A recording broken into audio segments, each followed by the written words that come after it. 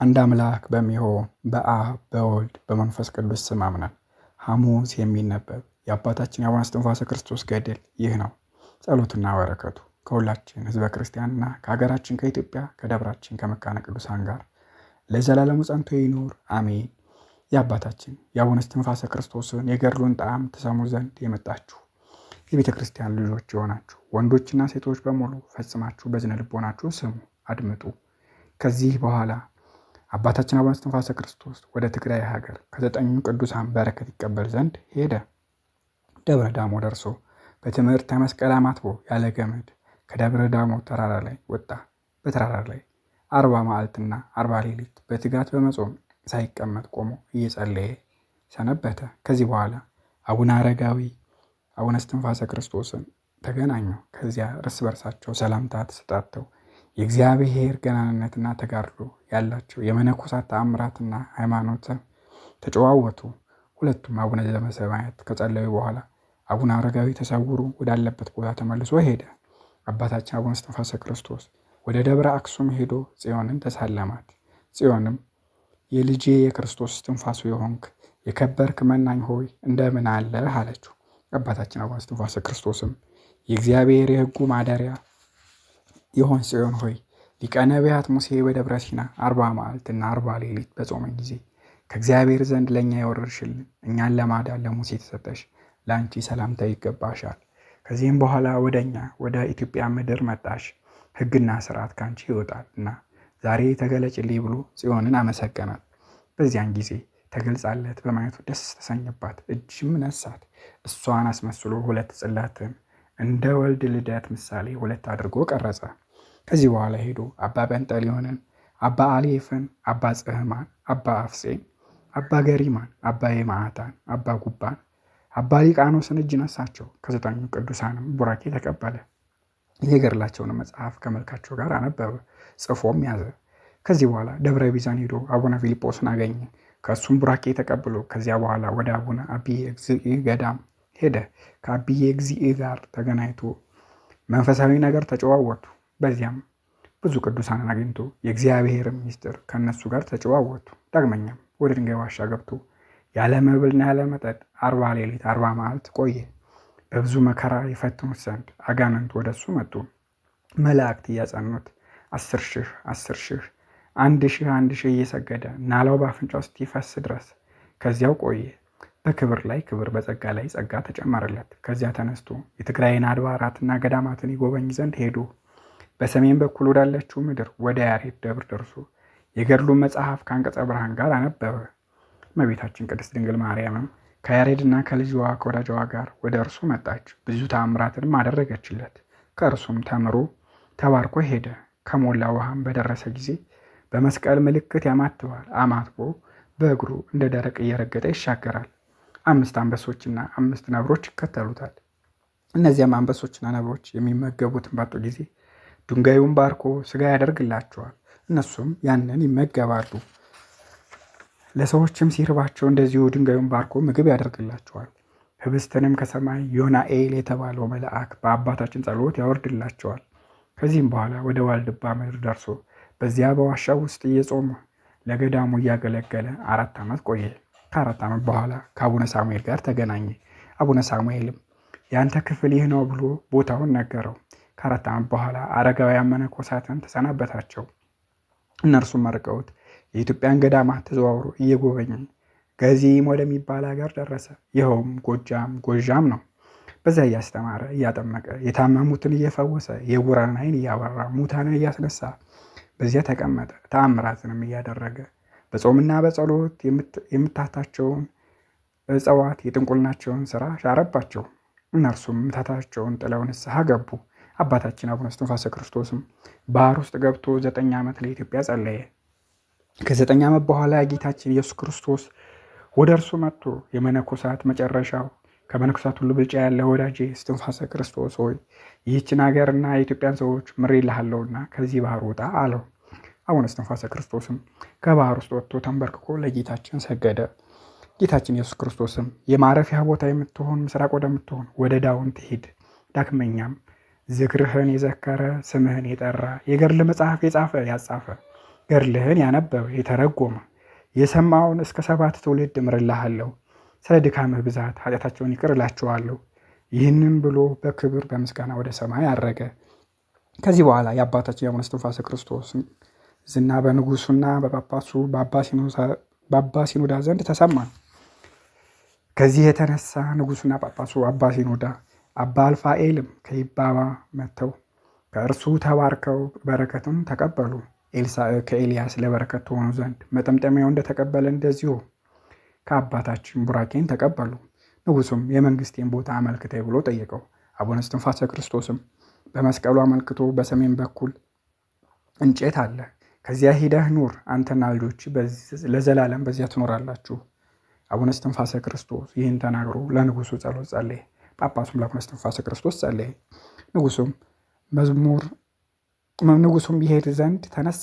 አባታችን አቡነ እስትንፋሰ ክርስቶስም ከደቀ መዝሙሩ ልብሰ ክርስቶስ ጋር ሄደው ከአባይ ባህር ደረሱ።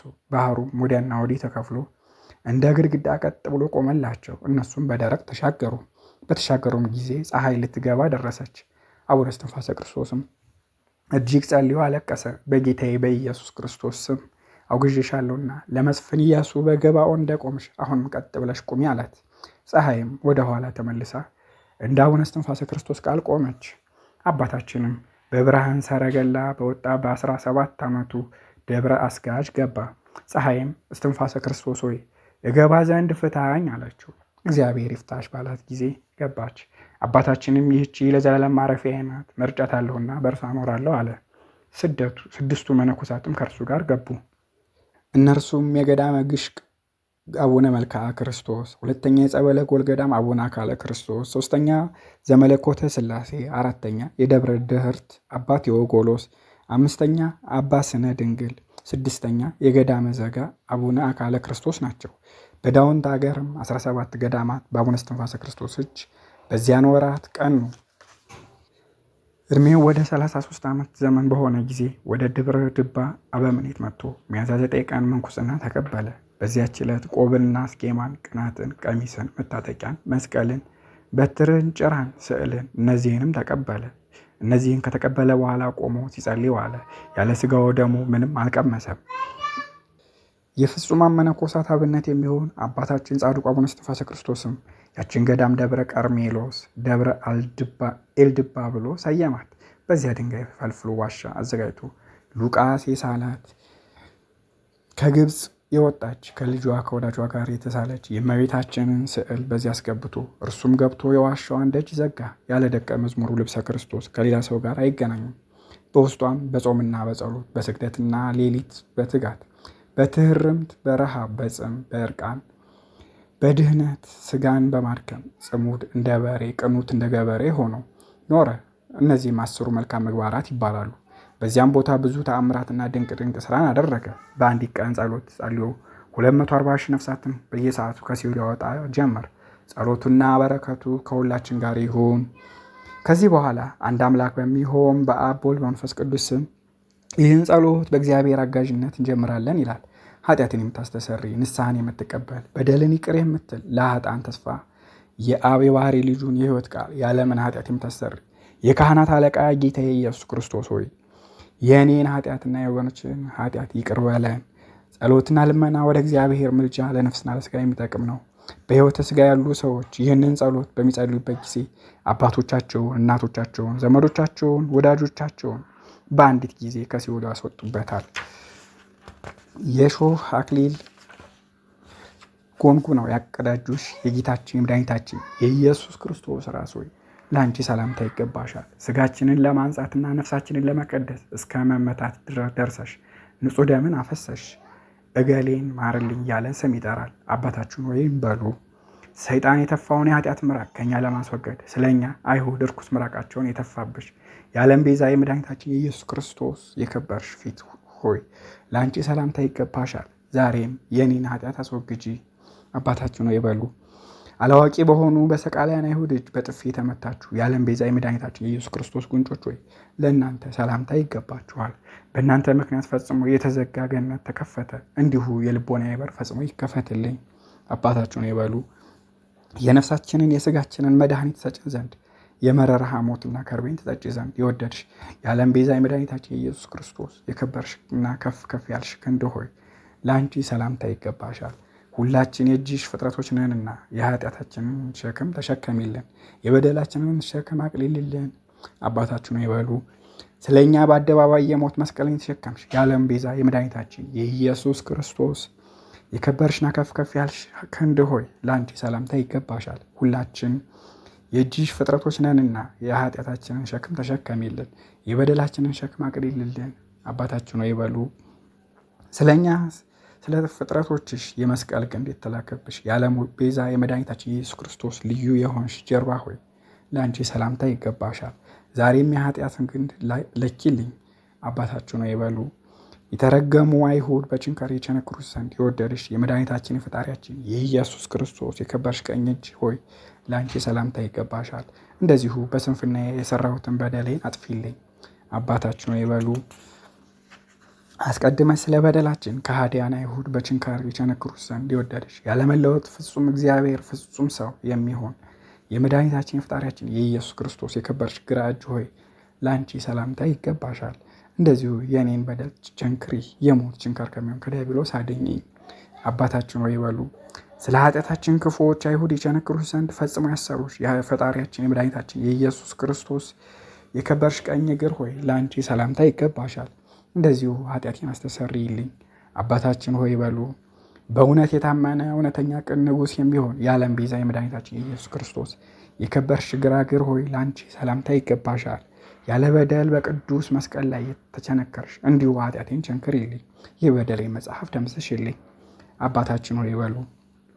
ኃጢአታችንን የምንታጠብበትና የምናስተሰርይበት ውሃና ደምን ከጎንሽ እስከምታፈሺ ድረስ በመስቀል ላይ ሳለሽ በጦር ጎንሽን የተወጋሽ የጌታችን የአምላካችን የመድኃኒታችን የኢየሱስ ክርስቶስ ልዩና የከበርሽ ጎን ሆይ ለአንቺ ሰላምታ ይገባሻል። ተዘግቶ የነበረው የሰማይ ምስጢር በአንቺ ምክንያት ተገለጠ፣ ተከፈተ። እንደዚሁም ሁሉ የልቤ በር ይከፈትልኝ። አባታችን ሆይ በሉ። በመስቀል ላይ መከራን ስለተቀበሉ ለጌታችን ለፈጣሪያችን ለመድኃኒታችን ለኢየሱስ ክርስቶስ አካላት ሁሉ ሰላምታ ይገባቸዋል። የጌቶች ጌታ የንጉሶች ንጉሥ ጌታ የኢየሱስ ክርስቶስ ሆይ ለአንተ ክብር ምስጋና ይገባሃል። በታላቅ ችንካሮች ይቸነክሩ ዘንድ ለእኛ ስትል የወደድክ ዛሬም በፍቅር ትቸነክሬ ዘንድ እለምንሃለሁ። ከእኛ ጋር መከራን ስለተቀበልክ እኛም ከአንተ ጋር መከራ እንቀበላለን። በመስቀል ላይ የተቀበልከው የመከራ ተሳታፊዎች አድርገህናልና በመከራ ስለመሰልንህ እንደዚሁ በጌትነት በምትመጣበት ጊዜ በዕለተ ምጽአት ከአገልጋዮቹ ከቅዱሳን ጋር ክብርን አድለን። አባታችን ሆይ በሉ። ታኦስ ወኦ አልፋ ቤጣ የምትባል ጌታ የኢየሱስ ክርስቶስ ሆይ የባህሪ አባት አብ መጠጊያ ኃይል ይሁነኝ። እግዚአብሔር ድል ፈንታዬ ጽዋ ተርታዬ ነው። አቤቱ እንደ ቸርነት ጎዳናዬን አስተካክልልኝ። አንተ ለወደድከው መራራው ከማር ወለላ ይልቅ ጣፋጭ ይሆናል። እኔም ይህንን ወደዋለሁ። እግዚአብሔር ሆይ አንተን መውደድን ስጠኝ። ፈጣሪ አስመልክተኝ። አስተዋይ ልቦናን ስጠኝ። ፈጣሪ ጥበበኛ የሚታየውና የማይታየውን አበሳ የምታውቅ አቤቱ እግዚአብሔር ሆይ አውሎጎሶን ልቦናዬን ሰማያዊውን ቤቴን ክፈትልኝ። አይነ ልቦናዬንም አብራልኝ። ኃጢአቴንም ይቅር በለኝ። አባታችን ሆይ በሉ። መሐሪ የሆንክ አምላክ ሆይ ይቅር ባይ አምላክ ሆይ ቸር አምላክ ሆይ የእኔን የበደለኛውን ኃጢአት ይቅር በል። አባታችን ሆይ በሉ። ዓለም ሳይፈጠር አስቀድመ የነበርክ ዛሬም ያለ ዓለምን አሳልፈ የምትኖር የወልድ የመንፈስ ቅዱስ ልባቸው አብ ሆይ ለአንተ ሰላምታ ይገባል። ዓለም ሳይፈጠር አስቀድመ የነበርክ ዛሬም ያለ ዓለምን አሳልፈ የምትኖር የአብ የመንፈስ ቅዱስ ቃላቸው ወልድ ሆይ ለአንተ ሰላም ምስጋና ይገባሃል። ዓለም ሳይፈጠር አስቀድመ የነበርክ ዛሬም ያለ ዓለምን አሳልፈ የምትኖር የአብና የወልድ ሕይወታቸው እስትንፋሳቸው መንፈስ ቅዱስ ሆይ ለአንተ ሰላምታ ይገባሃል። ዓለም ሳይፈጠር አስቀድመ የነበርክ ዛሬም ያለ ዓለምን አሳልፈ የምትኖር የወልድ የመንፈስ ቅዱስ ልባቸው አብ ሆይ ለአንተ ሰላምታ ይገባሃል። ዓለም ሳይፈጠር አስቀድመ የነበርክ ዛሬም ያለ ዓለምን አሳልፈ የምትኖር የአብ የመንፈስ ቅዱስ ቃላቸው ወልድ ሆይ ለአንተ ምስጋና ይገባሃል። ዓለም ሳይፈጠር አስቀድመ የነበርክ ዛሬም ያለ ዓለምን አሳልፈ የምትኖር የአብና የወልድ ሕይወታቸው እስትንፋሳቸው መንፈስ ቅዱስ ሆይ ለአንተ ሰላምታ ይገባሃል። ዓለም ሳይፈጠር አስቀድመ የነበርክ ዛሬም ያለ ዓለምን አሳልፈ የምትኖር የወልድ የመንፈስ ቅዱስ ልባቸው አብ ሆይ ሰላምታ ለአንተ ይገባሃል። ዓለም ሳይፈጠር አስቀድመ የነበርክ ዛሬም ያለ ዓለምን አሳልፈ የምትኖር የአብ የመንፈስ ቅዱስ ቃላቸው ወልድ ሆይ ለአንተ ምስጋና ይገባሃል። ዓለም ሳይፈጠር አስቀድመ የነበርክ ዛሬም ያለ ዓለምን አሳልፈ የምትኖር የአብና የወልድ ሕይወታቸው እስትንፋሳቸው መንፈስ ቅዱስ ሆይ ለአንተ ሰላምታ ይገባሃል። አቤቱ ፈጣሪ ሥጋዬና ነፍሴን ባርክ። አቤቱ ፈጣሪ ሕይወቴና ሞቴን ባርክ። አቤቱ ፈጣሪ ጸሎቴንና ልመናዬን ባርክ። እኔን ኃጥኡን ባሪያህን ማረኝ። አባታችን ሆይ በል። ጌታዬና መድኃኒቴ ኢየሱስ ክርስቶስ ሆይ የሚያስጨንቅ ላንተ ቀላል ነው፣ የራቀ ላንተ ቅርብ ነው። ጌታዬና መድኃኒቴ ኢየሱስ ክርስቶስ ሆይ ይቅርታህን ከእኔ አታዘገይብኝ፣ አታርቅብኝ። የሚያደንቁህን ከፍ ከፍ አድርጋቸው፣ ለአንተ ቀላል ነውና። ኃጢአቴን አስተሰርይልኝ፣ አንተ መከራ በደሌን ይቅር በለኝ። እግዚአብሔር ፈጣሪ ሆይ በሦስትነት ተማጸንኩህ፣ በትክክል ስልጣን ተማጸንኩህ፣ በአንድነት ተማጸንኩህ፣ በመለኮትህ ተማጸንኩህ። አንተን በወለደች በቅድስት ድንግል ማርያም እናትህ ተማጸንኩ። በቅዱስ መስቀልህ ተማጸንኩ። በምትወደው በወዳጅ በቅዱስ መስቀልህ ተማጸንኩ። አንተን ባጠመቀ በቅዱስ ዮሐንስ መጥምቅ ተማጸንኩ። መልአከ ምክር በሆነ በቅዱስ ሚካኤል ተማጸንኩ። ያንተን መወለድ ለቅድስት ድንግል ማርያም የደስታ ብስራትን በነገራት በቅዱስ ገብርኤል ተማጸንኩ። እኔ ኃጢአተኛውን በወዳጅ በአቡነ እስትንፋሰ ክርስቶስ ተማጸንኩ። የኔንም የሕዝቡንም ኃጢአት ይቅር በል አሜን። አባታችን ሆይ በሉ። አባታችን ይህንን ጸሎት ሲጸልይ ነፍሳትን ከሲኦል በቀን 7 ጊዜ በሌሊት 7 ጊዜ ያወጣ ነበር። አቡነ ዘበሰማያትን ከሰላመ ገብርኤል ከዕቀበኒ ጋር ሲጸልይ 24,000 ነፍሳትን ከሲኦል ያወጣል። የዚህ ጸሎት ክብር ፈጽሞ በሰማይም ቢሆን በምድርም ቢሆን አይገኝም። በአምላክ ልቦና በድንጋሌ ሥጋ በድንጋሌ ነፍስ በጸናች አምላክን በወለደች በቅድስት ድንግል ማርያም ልቦና በደጋጎች በጻድቃን በሰማዕታት ፍጹማን በሚሆኑ በመነኮሳት በደናግል ልቦና በተመረጡ በ99 ቅዱሳን መላእክት ልቦና በቅዱስ ሚካኤልና በቅዱስ ገብርኤል ልቦና ይገኛል እንጂ። እነርሱም ይህችን ጸሎት በጸለዩ ጊዜ 240,000 ነፍሳትን ከሲኦል ያወጣሉ። እመቤታችን እግዝእትነ ማርያምም በየዕለቱ 40 ሚሊዮን ነፍሳትን ታወጣለች። ንስሐ የገባ ኃጢአተኛ እንኳን በጸለየባት ጊዜ 1,000 ነፍሳትን ያወጣል። ይህችን ጸሎት አታወጣም ብሎ የሚጠራጠር ቢኖር መንግሥተ ሰማያትን አያያትም። ወደ ቀደመ ነገር እንመለስና አባታችን አቡነ እስትንፋሰ ክርስቶስ ዓይኑን ቀና አድርጎ ፊቱን ወደ ምስራቅ መልሶ እጁን ዘርግቶ ያለ እረፍትና ያለ ማስታጎል ዘወትር ይጸልያል። ይህችን ጸሎት በሚጸልይበት ጊዜ ጌታችን ኢየሱስ ክርስቶስን በመስቀል ላይ ተሰቅሎ በግልጥ ያየዋል። እጁን ተቸንክሮ ፊቱን በጥፊ ተመቶ በጅራፍ ተገርፎ እየተሰደበ በገመድ ታስሮ በቀራንዮ መድኃኔዓለም ባየው ጊዜ እጅግ ስቅስቅ ብሎ አለቅሶ በድንጋይ 40,000 ቀን ፊቱን 40,000 ግራ ፊቱን ይመታል። በዚህን ጊዜ ጌታችን መድኃኒታችን ኢየሱስ ክርስቶስ ስለ ልመናውና ስለ ጸሎቱ፣ ስለ ጽኑ እንባው፣ ስለ ብዙ ትሩፋቱ ከሲኦል ነፍሳትን ያወጡ ዘንድ መላእክትን ያዛቸዋል። የጌታችን የኢየሱስ ክርስቶስን መከራ ሕማሙን የሚገልጡ እነዚህን ጸሎት መድኃኔዓለም አስቀድሞ ለሶስቱም ቅዱሳት ደናግል የገለጠላቸው ቤርዜዲ፣ ሜልቴዳ፣ ኤልሳቤጥ ይባላሉ። ጌታችን ለአባታችን በሚገለጥበት ሰዓት እነርሱም ደናግሎቹ ለአባታችን ለአቡነ እስትንፋሰ ክርስቶስ ተገልጠው ይታዩ ነበር። ጌታችን ኢየሱስ ክርስቶስ 27 ጊዜ ፊቱን እጃቸውን ጠቅልለው በጥፊ እንደመቱት፣ 120 ጊዜ እጃቸውን ጨብጠው አፉን እንደመቱት፣ 30 ጊዜ አስረው በመሬት ላይ መስቀል አስይዘው እስከ ቢታንያ እየጎተቱ 7 ጊዜ በእግራቸው ሆዱን፣ 7 ጊዜ ወገቡን፣ 347 ጊዜ ደረቱንና ሆዱን ረገጡት፣ መቱት። 65 ጊዜ ክንዱን እንደመቱት 62 ጊዜ እግሩን መቱት። 37 ጊዜ ጭኑን መቱት። 80 ጊዜ በገመድ አስረው እየጎተቱ የራሱንም ፀጉር ይዘው እየጎተቱ ያንገላቱት ነበር። 305 ጊዜም ፂሙን እየጎተቱ ይነጩት ነበር። 28 ጊዜ የራሱን ፀጉር ነጩት። 305 ጊዜ ተመታ። እያንዳንዱ 1 ጊዜ ከግንድ ጋር አጋጩት። 1 ጊዜ በግንድ አስረው ገረፉት። 6666 የጸና ግርፋት ገረፉት። ካቆሰሉት ቁስል የተነሳ አጥንቶቹ እስኪታዩ ገረፉት። ታላላቅ የቆሰሉት የራሱ ቁስሎች ብቻ 767 ወደታች የዘለቀው የራሱ ቁስል 72 ነበር። 1000 ጊዜ መስቀል ተሸክሞ በየጎዳናው ወደቀ። 5 ጊዜ እስኪሰቅሉት ወረወሩት። 3 ጊዜ እርኩሳን አይሁድ ምራቃቸውን በፊቱ ላይ ተፉበት። እስትንፋሰ ክርስቶስ ይህን አይቶ ይደነቅ እጅግም ይጨነቅ። ፊቱንም በድንጋይ ጥፊ ይመታው ነበር። እንዲህ እያደረገ በየቀኑ የኢትዮጵያን ኃጢአት ያስተሰርያል። ከዚህ የተነሳ መድኃኔዓለም ኢትዮጵያን ምሬልሃለሁ ይለዋል። በየቀኑ የሚጸልየው ጸሎቱ 150 መዝሙረ ዳዊትን፣ 15ቱ መኃልየ ነቢያትን፣ 5ቱ የሰለሞን መኃልያትን፣ የ7ቱ ዕለት ውዳሴ ማርያምን ከአንቀጸ ብርሃን ጋር የዌድስዋን ጭምር አርጋኖንን ከውዳሴ አምላክ ጋር የ200 ሊቃውንት ሃይማኖተ አበውን ከስንክሳር ጋር ያውም እግዚአብሔርን እያለቀሰ ከመለመን ጋር እግዚአብሔር ነግሰን ከሰዓታት ጋር የሌሊት ሰዓታትና የመዓልት ሰዓታት አቡነ ዘበሰማያትን ከ42 ሺህ በላይ በቁጣሮ ጊዜያትን ያደርስ ነበር። ይኸውም አቡነ ዘበሰማያት ማለት ነው። 4ቱ ወንጌላት የጻድቃንና የሰማዕታት መልክ ከጻድቃን ገድልና ከመነኮሳት ገድል ጋር 18ቱን ተአምረ ማርያም ያደርሳል። 365 ተአምረ ኢየሱስን ያደርሳል። የቅዱስ ጊዮርጊስን ገድል፣ የሰኔ ጎልጎታን፣ ልፋፈ ጽድቅን፣ ዕቀበኒ ክርስቶስን፣ 7ቱ ኪዳናትን በ7ቱ ጊዜያት ከ9ኙ ጸዋትወ ጋር ጥልሽቴ የሚባል መጽሐፍን፣ ባርቶስን፣ ገድለ ኪሮስን፣ ገድለ ዮስጣቴዎስን፣ ገድለ ገብረ መንፈስ ቅዱስን፣ ገድለ ተስዓቱ ቅዱሳንን፣ ሰይፈ ሥላሴን፣ ሰይፈ መለኮትን፣ ገድለ ጴጥሮስ፣ ተፍጻሜ ሰማዕታትን ያደርሳል። ይህንን እየጸለየ የታመሙትን በዚህ ይፈውስ ነበር። ከጸሎቱም ጸበል እያፈለቀ እያጠመቀ ይፈውስ ነበር። አባታችን አቡነ እስትንፋሰ ክርስቶስ በዚያች ዋሻ ውስጥ ከገባ በኋላ በአንድ ቀን ይህን ሁሉ ጸሎት ይጸልይ ነበር። የአባታችን ዝና በየአገሩ ሁሉ ተሰማ። ብዙ መነኮሳት ወደ እርሱ መጥተው ከእርሱ ቡራኬ ይቀበሉ ነበር። የቅዱሳንን ማህበር ሁሉ ተሰብስበው ደብረ አስጋጅን ከበቧት። ታቦትንና ስዕልን ይዘው መጥተው ወዴት እንደሚኖሩ ፈለጉ። በዚያ ዋሻ ስዕላቸውን የሚያስቀምጡበትን በዓት አዘጋጅተው ተቀመጡ።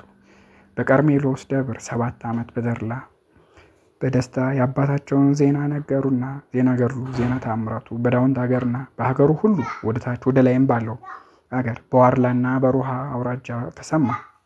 ሀገር ሁሉ ዝናውን ይናገር ጀመር።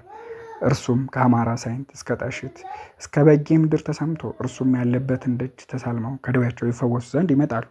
መጥተውም ሴቶችና ወንዶች ካህናትና ምዕመናን በሙሉ የእግዚአብሔርን ጎዳና ይማራሉ፣ ያስተምራቸዋል። እነዚህም በእጁ ይመነኩሳሉ። አባታችን ክቡር አቡነ እስትንፋሰ ክርስቶስ በእግዚአብሔር ዘንድ ባለሟልነትን አገኘ። እጅግ ከፍ ከፍ አለ። በእመቤታችን በቅድስት ድንግል ማርያም ዘንድ፣ በጻድቃንና በሰማዕታት ዘንድ፣ በሰውና በመላእክት ዘንድ በጾም በጸሎት በሰጊድ እጅግ የተደነቀ ሆነ። የዳውንት ሰዎችም ሴቶችና ወንዶች ተጠምቀው 55 ሰዎች አባ ሙሴ ምንኩስናውን እንደሰጠው እነዚህም በእርሱ እጅ ምንኩስናን ተቀበሉ። እነዚህም አስቀድመው በጥምቀት ከእርሱ የተወለዱ ናቸው። አቡነ ሙሴም ቆብና ስልጣኑን ሲሰጠው ሁሉ ይገዛልሃል እንዳለው ዘመዶቹም የወንድሞቹም ልጆች በእርሱ ላይ ስላለው ታላቅ ግርማ እጅግ ተደሰቱ። ጸሎቱንና ስግደቱን አስቀድመን ተናግረናል። ጾሙ ግን በ7 ቀን ፀሐይ ሲመሽ ጥቂት ሰዓልነክ የተጸለየበትን ይቀምሳል። 40 ቀንና 40 ሌሊት የጌታችን የስብከቱን ጾም እህል ሳይቀምስ ይጾማል። እግሮቹ እስኪያብጡ ድረስ ፈጽሞ በመሬት ላይ አይቀመጥም። ለሽፋሽፍቶቹም እረፍትን 40 ቀን እህልን ሳይቀምስ ይጾማል። በአፉ ከጸሎት ዝም አይልም። በጾም ወራት ከሰው ጋር አይገናኝም። ዋሻውን ዘግቶ ይጾማል፣ ይጸልያል። እንደ መንኮራኩር ይሰግዳል። የሐዋርያትን ጾም እንዲህ ይጾማል። ረቡዕ ሰማይ በሚሆንበት በልደትና በጥምቀት በትስብእቱ በጌታ ጽንሰት በትንሣኤ በዕርገት ስጋው ደሙን ይቀበላል። በእመቤታችን በቅድስት ድንግል ማርያም ጾም በጾመ ፍልሰታ ምንም ሳይቀምስ እስከ 15 ቀን ይጾማል። እስከ 21 ድረስ የእመቤታችን በዓል እንደ ልጇ ትንሣኤ ያከብራል። እመቤታችን በስደቷ ዘመን በደብረ ቁስቋም የጾመችውን የስደቷን ጾም 40 ቀንና 40 ሌሊት አባታችን አቡነ እስትንፋሰ ክርስቶስ ምንም ሳይተኛ ይጾም ነበር። ጾሙም ዓመት እስከ ዓመት ነበር። ዘወትር ይጾማል። ያለ ማታ በጠዋት አይቀምስም። በ4 ቀን ጥቂት ይቀምሳል እንጂ በየዕለቱም ምንም አይቀምስም።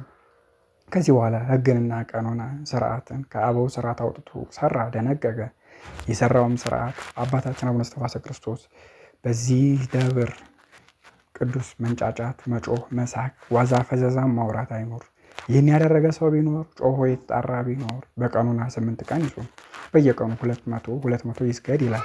ከደብሩ ከማህበሩ ሳለ ወደ ውጭ መንደር ሄዶ የበላ ሰው ቢኖር እስከ 10 ቀን በደረቅ እንጀራና በውሃ ይጾም፣ በየዕለቱ 200 ይስገድ ይላል። ወደ ወንዶች ገዳም ሴቶች ገብተው አይቀመጡ። የገባች ብትኖር 40 ቀን ትጹም። ከዚያው የተቀመጠች ብትኖር 2 ዓመት ትጹም። በቀን 7 ጊዜ በሌሊት 7 ጊዜ ደወልን ይደውሉ አለ። ይህ እየተደወለ ተሰብስበው እግዚአብሔርን በአንድነት ቅዱስ ቅዱስ ቅዱስ እያሉ ያመሰግናሉ። ጊዜያትንም ያደርሳሉ። አቡነ እስትንፋሰ ክርስቶስ በ24ቱ ሰዓት ስዕላትን ያጥን ነበር። እመቤታችን ነጭ ዕጣን እያመጣች ትሰጠው ነበር። 24ቱ ካህናተ ሰማይ ጋር የጸባዖትን ዙፋን በየጊዜው ያጥን ነበር። የ24ቱ ካህናተ ሰማይም ስማቸው ይህ ነው: አኪያል፣ ቀርቲያል፣ ደርቲያል፣ ኤልያል፣ ዘርቲያል፣ ቱቲያል፣ ዮልያል፣ ከርቲያል፣ ለብቲያል፣ ሚታአል፣ ራዋል፣ ሳውር፣ አናዋል፣ ፈላላአል፣ አክርቲያ፣ አፍልኤል፣ አውኑዋኤል፣ ናና ንኤል፣ ዋቲርናና፣ ሳኬብ ኡማስ፣ ቲታር፣ አርናስ፣ ዝርኬ፣ እብጦ፣ ትርጉሙን ከነዚህ ጋር አባታችንም 25ኛ ሆኖ ያጥናል። ዳግመኛም ሥርዓት ሰራ። ሁለተኛም ሥርዓት አባታችን ቤተ ክርስቲያንን ለመሄድ ሌሊት ያልነቃ ሰው ቢኖር የታወቀ ደዌ ሳያገኘው በስንፍና የቀረ ቢኖር 1000 ስግደት ይስገድ። በዚያች ዕለት ወጥ ጠላ አይቅመስ፣ ያለ ደረቅ እንጀራና ያለ ውሃ በስተቀር አይቅመስ። በቀንም በጸሎት ሰዓት ደወል ሲደወል ለጸሎት ወደ ቤተ ክርስቲያን ያልመጣ ቀኖናው እንደዚሁ ይሁን። ጠብ፣ ክርክርን፣ ጭቅጭቅን የሚፈጠር ቢኖር ወንድሞች ራት ምሳ ከተመገቡ በኋላ ይመገብ። 10 ቀን ይጾም። ቀኖናውን ሳይጨርስ ሥጋ ወደሙን አይቀበል። ከማኅበርተኞቹ የተሳደበ በወንድሙ ላይ ክፉ ስምን ያወጣ በቤተ መቅደስ ሆኖ ሰውን የአማ ትልቅ ኃጢአት ይሆንበታል። አባታችንም መልሶ በዚህ ኃጢአት ምክንያት በእሳት ሲሰቃዩ እግዚአብሔር አሳይቶኛል አለ። ስለዚህም 40 ዕለት ይጹም፣ 500 ስግደት ይስገድ። ጾሙን በደረቅ እንጀራና በውሃ ይሁን። ሥጋውን ደሙን አይቀበል። ቀኖናውን ምንም አታሻሽሉለት። የክርስቶስ በጎች የተባሉት መናንያንን ምዕመናንን በወሬና በጠብ ለያይቶ በታትኗቸዋልና ከመናንያኑ መካከል አንዱ ያረፈ ቢኖር በየሰዓቱ በጸሎትና በዕጣን ጊዜ ይፍቱት። በ40 ቀን ቅዱሳን አበው ካህናት፣ ዲያቆናት፣ መናንያን ወደ ቤተ ክርስቲያን ገብተው ዕጣንን ይካፈላሉ። ተካፍለውን መልፈልፍ ይሰግዳሉ። ለዚያ ለሞተ ሰው የተሰጣቸውን እንባቸውን በዕጣኑ ላይ ያነባሉ። ሌሊቱን ሁሉ ጸሎተ ሙታን እየጸለዩ በተጊሃ ሌሊት ያድራሉ። እንዲህ የተደረገለት እንደሆነ እንደ 40 ቀን ሕፃን ይሆናል የሚል እኔ አግኝቻለሁ አለ። ዳግመኛም አባታችን ለሞተ ሰው እንደዚህ የሚጸልዩ ሰዎች በእግዚአብሔር ዘንድ ትልቅ ዋጋ ያገኛሉ አላቸው። ከማኅበሩ ሰዎች የገዳሙ አስተዳዳሪ ሳያውቅ በቤቱ መርፌ ሳይቀር ቅርስን ያስቀመጠ ቀኖናው 50 ቀን በደረቅ እንጀራና በውሃ ይሁን። ያንንም ንብረት ለማኅበሩ ይተው። ስግደቱም ያለማስታጎል 200 ይሁን አለ። አባታችንም ስለዚህ ነገር 99ን የሚዋደዱ የነገደ መላእክት ማኅበር እግዚአብሔር አሳየኝ አለ። ዳግመኛም በምድር ክፉ የሆኑት 5 ማኅበር አየሁ። እነዚህም ክፉዎች ማኅበር የተባሉት እነዚህ ናቸው። አንዱ ማኅበር የጅቦች፣ ሁለተኛው ማኅበር የውሾች፣ ሶስተኛው ማኅበር የተኩላዎች፣ አራተኛው ማኅበር የቀበሮች፣ አምስተኛው ማኅበር የፍየሎች ክፉዎች ማኅበር የተባሉት እነዚህ ናቸው። ዳግመኛም 5 ደጋጎች ማኅበርን አሳየኝ። አንዱ ማኅበር የበጎች፣ ሁለተኛው ማኅበር የርግቦች፣ ሶስተኛው ማኅበር የዋኖሶች፣ አራተኛው ማኅበር የንቦች፣ አምስተኛው ማኅበር የጥንቸሎች ደጋጎች የተባሉት እነዚህ ናቸው። እነዚህ የዋሃን እንደሆኑ እናንተ የዋሃን ሆኑ። ደቀ መዝሙሩም ተርጉሙልኝ ብሎ ጠየቀው። አቡነ እስትንፋሰ ክርስቶስም ተርጉሞ አስረዳው። ልጆቹ በብዙ ጊዜ ቁጥራቸውም 700 በሆነ ጊዜ በየወገናቸው መጋቢ ሾመላቸው። ከዚህ በኋላ ዳቤን እንጀራን ለመጋገር ተግባር ቤት አዘጋጁ። የሚጋገር ዳቤ እንጀራን በአንድ ምጣድ ተጋግሮ ለ7000 ማኅበርተኞች ይበቃቸው ነበር። በእራት ጊዜ ማዕደን የሚያቀርቡ 7 ናቸው። የወፍጮ ስራን የሚሰሩ የአትክልትን ፍሬያት የሚለቅሙ አሉ። ተግባረ ዕድ ጥበብን የሚችሉ አሉ። መጽሐፍ መደጎስን መጽሐፍን የሚችሉ አሉ። በጾምና በጸሎት ተወስነው በመቆም የሚኖሩ አሉ። የማኅበሩ አለቃ ሁሉንም በየስራቸው ያሰማራቸዋል። አንዲት ራታቸውን የሚበሉት ገበታ ነበረች። በማዕድም ጊዜ አባታችን ማኅበሩ እህል ሳይቀምሱ አስቀድመው ጸሎት ይጸልዩ ዘንድ ያዛቸዋል። ሁሉም በአንድነት ይጸልያሉ። ቀጥሎ አንተን እንለምናሃለን ብለው ሰአልናከን ይጀምራሉ።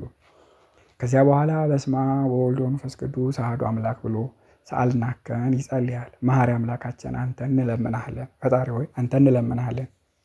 አቤቱ ሁሉን የፈጠርክ አንተን እንለምናሃለን፣ እናመሰግናሃለን። በሃይማኖት ሆነው የለመኑን ፈጽመህ የማትነሳ ቀኝ እጅህ የተባለ ልጅህ የሕይወት ምንጭና የተድላ ደስታ ምንጭ ነው። ቀኝ እጅህ የተባለ ልጅህ የህብስትና የጽዋ ምንጭ ነው። ቀኝ እጅህ የተባለ ልጅህ የበረከትና የረድኤት ምንጭ ነው። ቀኝ እጅህ የተባለ ልጅህ የይቅርታና የምሕረት ምንጭ ነው። ቀኝ እጅህ የተባለ ልጅህ የርኅራኄና የትዕግስት ምንጭ ነው። ቀኝ እጅህ የተባለ ልጅህ የሥርዓትና የሕግ ምንጭ ነው። ቀኝ እጅህ የተባለ ልጅህ የምግባርና የሃይማኖት ምንጭ ነው።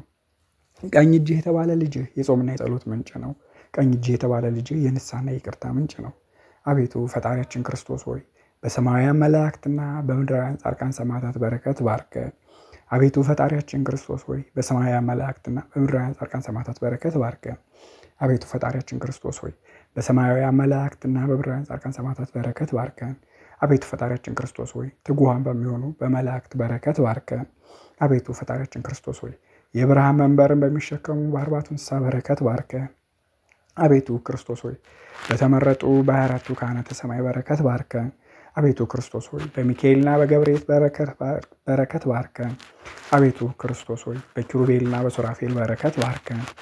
አቤቱ ክርስቶስ ሆይ በሩፋኤልና በኡራኤል በረከት ባርከን። አቤቱ ክርስቶስ ሆይ በሳቁኤልና በፋኑኤል በረከት ባርከን አቤቱ ክርስቶስ ሆይ። በአፍኒና በሰዳካኤል በረከት ባርከን አቤቱ ክርስቶስ ሆይ። በ99ኙ ነገደ መላእክት በረከት ባርከን አቤቱ ክርስቶስ ሆይ። ቅዱሳን በሚሆኑ በ15ቱ ነቢያት በረከት ባርከን አቤቱ ክርስቶስ ሆይ። ሰባኪያን በሚሆኑ በ12ቱ ሐዋርያት በረከት ባርከን አቤቱ ክርስቶስ ሆይ። ተላላኪያን በሚሆኑ